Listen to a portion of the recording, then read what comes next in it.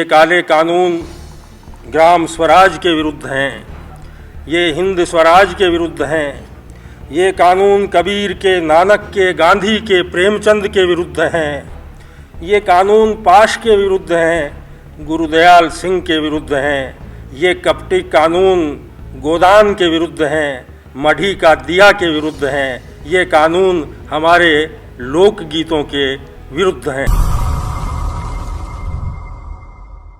जिस प्रतिरोध के जरिए हमें आज़ादी हासिल हुई, उसी प्रतिरोध को हम आज़ादी के अमृत महोत्सव के वर्ष में बचाना चाहते हैं।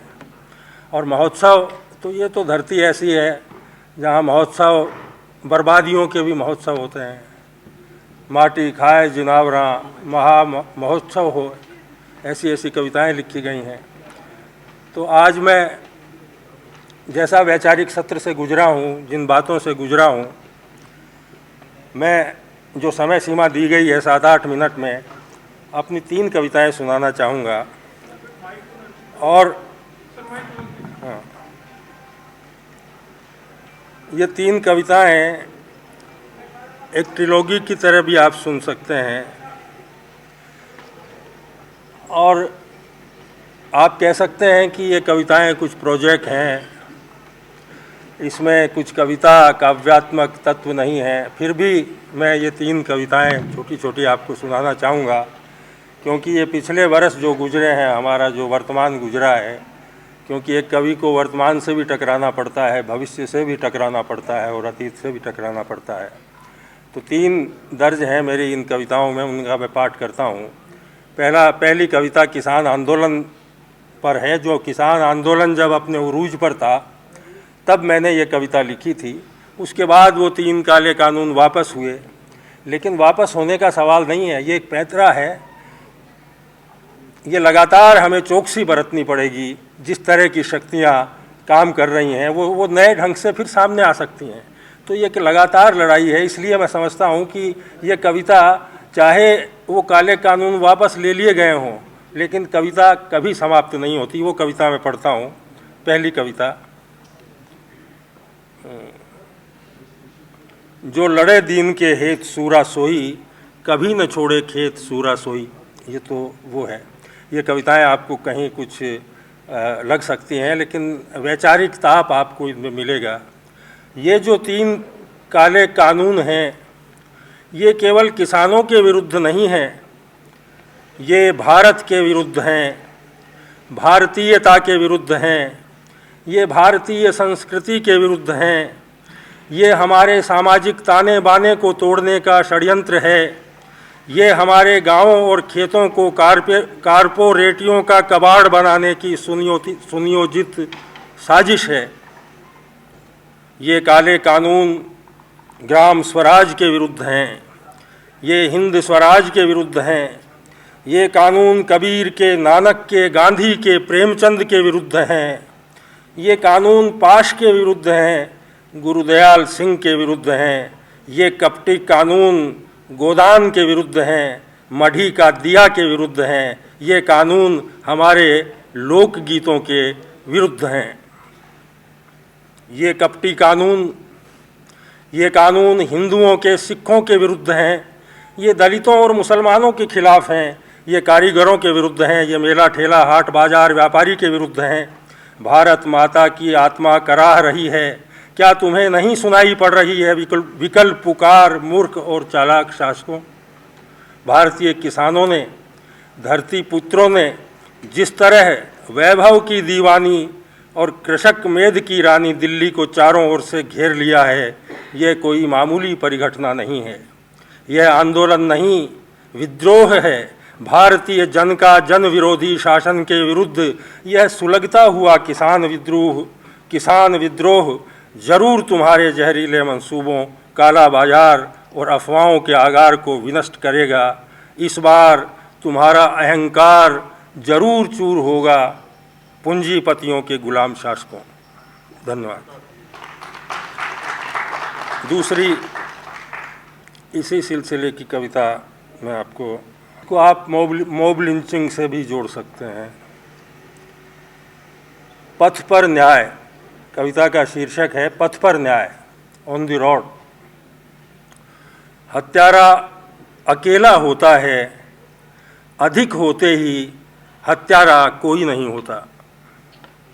हत्यारा अकेला होता है, अधिक होते ही हत्यारा कोई नहीं होता।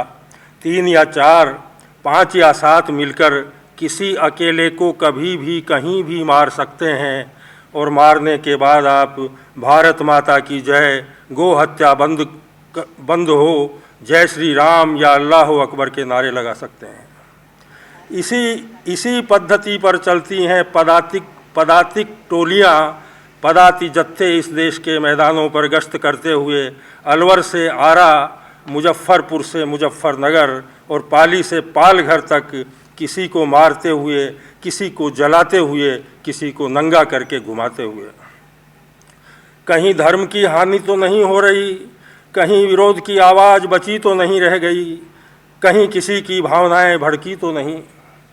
पदातिक टोलियां पथ पर करती हैं न्याय, बेहिचक बेखौफ। अब न्याय के लिए कहीं जाने की ज़रूरत नहीं, न्याय आपके दरवाजे तक आएगा। अदालतें कब तक रोक सकती हैं होते हुए न्याय को? न्याय का नहीं होना ही अन्याय है। न्यायालयों के पास न्याय के अलावा अभी अन्य जरूरी और महत्वपूर्ण मसले हैं और अदालतें अपने ही बोझ से दबी हुई हैं, लेकिन न्याय किसी न्यायालय, किसी सरकार की प्रतीक्षा नहीं करता। वह कभी भी कहीं भी प्रकट हो सकता है। न्याय रुकता नहीं है, होकर रहता है। न्याय होकर रहेगा। न्याय किसी का विशेषाधिकार नहीं है। न्याय कोई भी कर सकता है, कोई भी प्राप्त कर सकता है। इसके लिए खुद माननीय न्यायमूर्ति होने की कोई ज़रूरत नहीं है। कोई भी हो सकता है न्यायाधीश, वह कोई सड़क का गुंडा भी हो सकता है। कोई भी हो सकता है न्यायाधीश, वह कोई सड़क का गुंडा भी हो सकता है।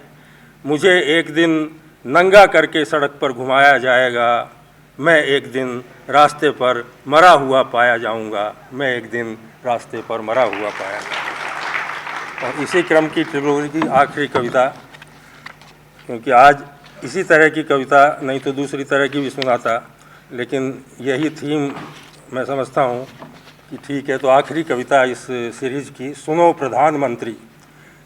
ये जो नागरिकता कानून है, एक लिंचिंग पे, किसान आंदोलन पे, और ये जख्म हैं पिछले बरसों के, इनको मैंने कविता में दर्ज किया है।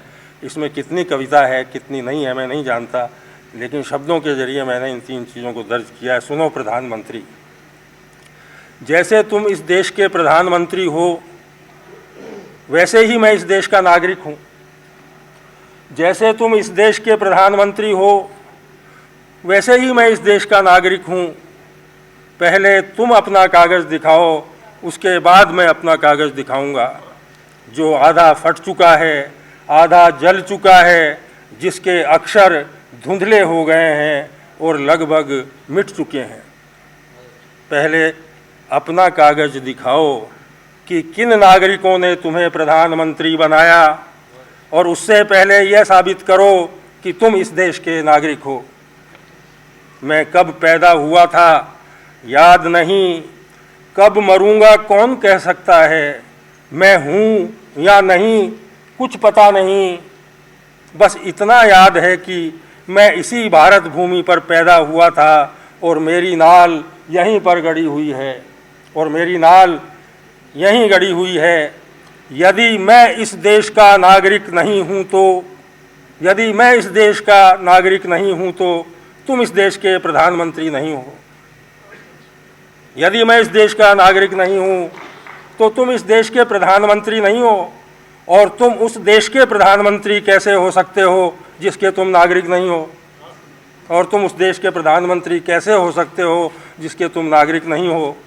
हम जो इस देश के नागरिक हैं, किसी को भी इस देश का प्रधानमंत्री बना सकते हैं, लेकिन प्रधानमंत्री किसी को भी इस देश का नागरिक नहीं बना सकता। हम जो इस देश के नागरिक हैं, किसी को भी इस देश का प्रधानमंत्री बना सकते हैं, लेकिन प्रधानमंत्री किसी को इस देश का नागरिक नहीं बना सकता। सुनो प्रधानमंत्री, इस देश के 125 करोड़ नागरिकों के सामने एक अकेले प्रधानमंत्री की क्या औकात है। क्या औकात है। धन्यवाद।